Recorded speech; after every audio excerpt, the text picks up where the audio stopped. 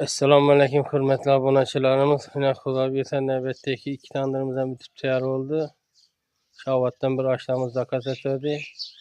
Yine ikisini bir kilo ilgide getib təyarladık. Dizaynlarından başka çətib. Pamilon mazakalarını basıp yine mehnetlerimize bir hak olmayın.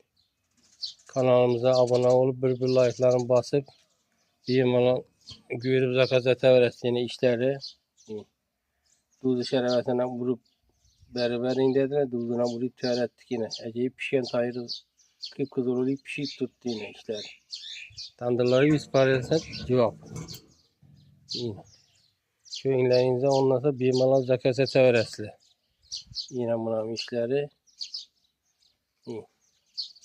Pişik təyar olan neyse. Yine başka şey dizaynı özgeri giriştik yine. Şunun için bir arzumat mehnetlerinize bir bak olmayın. Bir like'larını basıp görüp tamaşa edip bir tandır izleyebilen bir ekibikeler olsa, apasınginler olsa bir malal taşa verin. Kendi bir izleyebildi. Bir azgına bir kömek etken bulasır. Yine. Tandırlarını çıkıyor, her fil tandırda. Şimdi bunu dizaynı başka çavana göz tutmayın.